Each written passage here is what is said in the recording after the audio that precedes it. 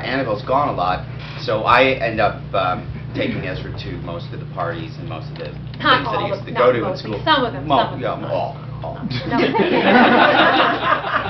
Men think they do more than they do. At a lot of the school, the parents are Korean, and they're very traditional, and they say, "Isn't that hard for you?" And I go, "No, it's hard for me when she's here." And then they say,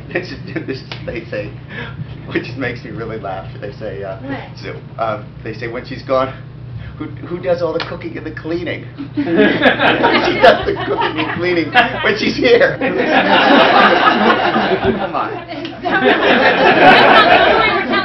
I'm at my friend Nina's house in New York, and she turns to me and she says, "Jeff friended me on Facebook." Now, I actually had never been on Facebook, and she shows me the picture, and it's so cute.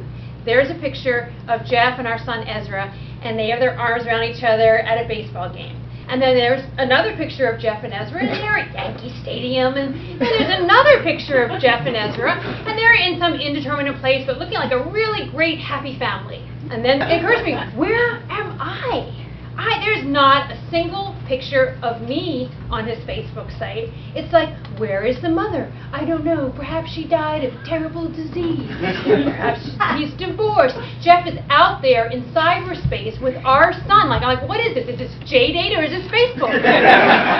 So I pick up the phone and I call Jeff and I said, "If you don't put a picture of me on your Facebook site, I'm divorcing you." And I said, "It's going to be that easy?" It's my face, and it's my book. And if you want to get on and start talking to me about my face and my book, then you have to get on Facebook and try to friend me. Okay, so by the time my plane lands in Los Angeles, on my BlackBerry I see a message from Nina, and it says, "Jeff has added a picture of you on his Facebook site." The next day, I wanted to see what the pictures were, so you tried to friend me first. Well, that's right. Right. I had to And try I rejected Facebook, her. and he Then I let her in. Then he let me in, and I noticed your status update, Yeah, right? right? And here's what it says: December 10th, Jeff is making out with the future. December 14th, Jeff is lust in the wind. December 18th, Jeff is thinking about the vagina. Thinking about vaginas. December 20th, Jeff is porno in poetry. Jeff is porno in motion. Oh, I'm sorry. Capper was December 28th. Jeff is horny for the new year. Well, who isn't? I'm thinking to myself, he is writing this where people, the public, can see. Well, then I go. Feedback on it. So she's lost in the wind. Well, who is he writing this to, right? And so I asked you to write. I wrote this down. I couldn't remember them all, so this is like marriage. I wanted to write down something to embarrass Jeff, but I made him carry it. It didn't Wait, so here's who's on his site: Stacy, Natalie, Joanne, Janet, Jody, Jamie, Nadine. Nadine is gorgeous. Who is Nadine? I don't know a Nadine. The thing is that in high school, I was class flirt.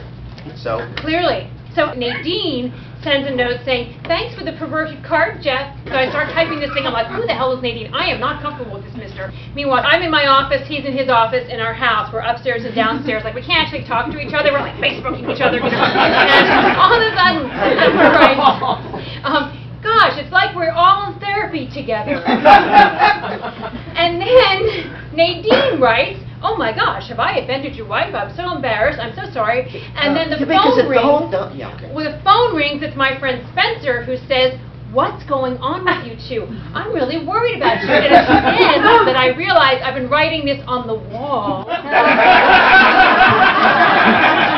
When Spencer called, it really freaked me out, because when someone sees something on Facebook and is so upset by it that they have to actually go and talk to someone in the real world, breaking that Facebook love. The whole thing really taught me a lesson, and it was that Facebook is his work spouse, and if he wants to flirt with Facebook, then it's okay with me. I felt it was a real lesson learned. So you're wrong, though. That's the whole point, moral of the story. That you were wrong about the whole thing. Right, I was wrong. The thing that I took from it that I felt really, I was thankful that Annabelle was actually jealous, because she's not a jealous person at all. I could be at home making out with a girl on our couch, and she could come home and look at us and say, God, I just had the worst audition. Not even care. And here she was, really upset. That made me happy.